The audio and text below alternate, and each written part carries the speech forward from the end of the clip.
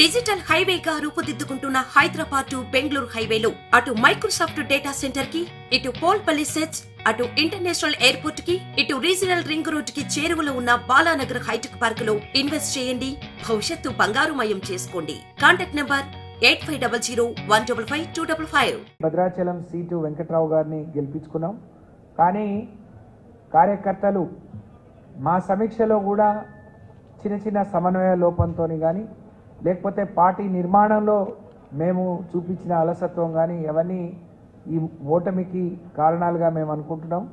దానితో పాటు అడిగినవి ఇచ్చి, అడగని కూడా ఇచ్చి, ప్రతి ఇంటికి ఒక సంక్షేమ పథకం అందాలి అని చెప్పి అడగక ముందే మేము అమలు చేసిన కార్యక్రమాలు ప్రజలు కాంగ్రెస్ పార్టీ వస్తే ఇంకేదో ఇస్తుంది అని చెప్పి భ్రమపడటం, ఆశపడటం, లేకపోతే మాలో ఉన్న చిన్న చిన్న లోపాలను ఆసరా చేసుకొని మళ్ళీ ఈ సీట్లు వాళ్ళు గెలవడం జరిగింది. కాబట్టి ఈ ఎన్నికల్లో మా శాసనసభ్యులు ఓడిపోయిండ్రు, మా పార్లమెంట్ అభ్యర్థిని గెలిపించుకుంటేనే ప్రజల గొంతుకనై ఢిల్లీలో కానీ, లేకపోతే నియోజకవర్గాల్లో ఓడిపోయిన ఎమ్మెల్యేలకు ఎంపీ తోడుగా ఉంటుంది. కాబట్టి తప్పకుండా ఈ ఎన్నికను మేము ప్రతి ఒక్కరం కూడా ప్రతిష్టాత్మకంగా తీసుకొని పనిచేస్తాము, గెలిపిస్తాము. మహబూబాద్ పార్లమెంట్ మీద మరొక్కసారి గులాబీ జెండా ఎగరేస్తాము అని చెప్పి కార్యకర్తలు ఎంతో నమ్మకంతో, విశ్వాసంతో కూడా మాట్లాడటం జరిగింది. వాళ్ళ ఉత్సాహాన్ని, నమ్మకాన్ని చూస్తే మాకు కూడా చాలా ధైర్యం, సంతోషం వేసిందని ఈ సందర్భంగా తెలియజేస్తూ, ఈ రోజు నుంచి మరొక 8 నియోజకవర్గాల రివ్యూ, రేపు ఒక నియోజకవర్గం భువనగిరి ఉంది, ఆ తర్వాత పండుగ తర్వాత మిగతా నియోజకవర్గాల సమీక్షా సమావేశాలు నిర్వహించుకోబోతున్నాం.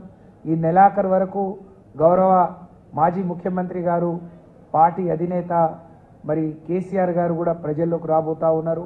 కార్యకర్తలకు ఒక దిశానిర్దేశం చేయనున్నారు. కాబట్టి మొక్కోని ధైర్యంతో మరి తప్పకుండా రెట్టింపు ఉత్సాహంతో పార్లమెంట్ ఎన్నికల్లో పార్లమెంట్ అభ్యర్థులను గెలిపే లక్ష్యంగా బీఆర్ఎస్ పార్టీ శ్రేణులం ముందుకు పోతామని చెప్పి ఈ సందర్భంగా తెలియజేస్తూ, మా ప్రాంతంలో కూడా అన్న చెప్పినట్టు ఎస్ఆర్ఎస్పి స్టేజ్ 1, స్టేజ్ 2 మా మహబూబాద్ పార్లమెంట్లో ప్రవహిస్తూ ఉన్నాయి.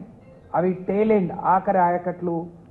మొన్ననే ఒక అధికారి వాళ్ళకు నోటీసులు ఇచ్చి, మీరు వరి వేసుకోవద్దు, మరి వేరే పురాస పంటలు వేసుకోండి, అక్కడ నీళ్లు లేవు, నీటి లభ్యత లేదు అని చెప్పి తెలిసి తెలియని సమాచారం ఇస్తే మేము తీర్మానం చేసినాం.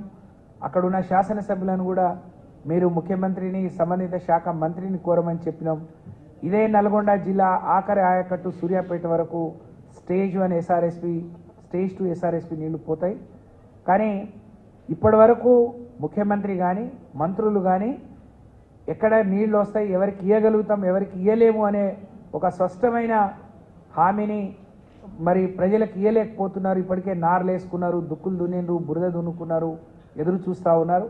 ఒకవైపు రైతు బంధు ఇవ్వలేదు, ఇంకోవైపు రుణమాఫీ చేయలేదు, ఇంకోవైపు ఏమో నీళ్ళు ఇవ్వలేకపోతున్నామని చెప్తున్నారు. దాన్నన్నా స్పష్టంగా ప్రజలకు, రైతులకు చెప్పాలి, రైతులకు అయోమయానికి గురి చేయొద్దు అని చెప్పి నేను డిమాండ్ చేస్తూ, బీఆర్ఎస్ పార్టీ శ్రేణులు ఈరోజు మహబూబాద్ పార్లమెంట్ మరి పరిధి నుంచి వచ్చిన సుమారు 1000 మంది బీఆర్ఎస్ పార్టీ శ్రేణులందరికీ కూడా హృదయపూర్వకంగా అభినందనలు, ధన్యవాదాలు తెలియజేస్తూ, మరి పార్టీని గెలిపించే క్రమంలో ఆ రోజు తెలంగాణ ఉద్యమంలో గొంతుకనై పనిచేసిన ప్రతి ఒక్కరూ ఈ రోజు వరకు తిరిగి పార్టీ గెలవాలి, కేసీఆర్ గారు ముఖ్యమంత్రి కావాలి. ఆ రోజు 1989లో ఓడిపోయిన తర్వాత ఎన్టీ రామారావు గారికి ఏ రకంగా ప్రజలు బ్రహ్మరథం పట్టిలో, తెలంగాణ ఉద్యమం అయిన తర్వాత కేసీఆర్ గారికి ఏ విధంగా బ్రహ్మరథం పట్టిలో, ఆ రెట్టింపు ఉత్సాహంతో రాబోయే రోజుల్లో బీఆర్ఎస్ పార్టీ శ్రేణులు, ఈరోజు కాంగ్రెస్ పార్టీ గ్రామ పంచాయతీ ఎన్నికలు పెట్టడానికి కూడా భయపడ్డది. ఎందుకంటే ఇప్పటికే గ్రామ పంచాయతీ ఎన్నికల షెడ్యూల్ రావాల్సి ఉండే. కానీ వాళ్ళకు తెలుసు ఇదేదో మరి వాపుతోని మేము గెలిచినాం, కానీ ఇది వాపు మాత్రమే, బల్పు కాదని వాళ్ళకు తెలుసు. ఎన్నికలు అయిపోతే దేనికి దానికి రాజకీయ పార్టీలు విడిపోతాయి. గ్రామ ప్రాంతంలో మా పార్లమెంట్ ఎన్నికల ఓటమికి ఇది పునాది అవుతుంది. కాబట్టి దీనికి పెట్టుకోవద్దు, ముట్టుకోవద్దు అని చెప్పి భయపడి ఎన్నికలు నిర్వహించలేదని మేము భావిస్తున్నాం. ఇదే కనుక జరిగి ఉంటే తప్పకుండా ఈరోజు ఉన్న సీట్లకు అదనంగా బీఆర్ఎస్ పార్టీ పార్లమెంట్ స్థానాలు గెలుచుకునే అవకాశం ఉండేది. ఏది ఏమైనా మరి రాబోయే రోజుల్లో అత్యధిక సీట్ల మీద బీఆర్ఎస్ పార్టీ జెండాను ఎగరవేస్తామని చెప్పి ఈ సందర్భంగా తెలియజేస్తా ఉన్నాను.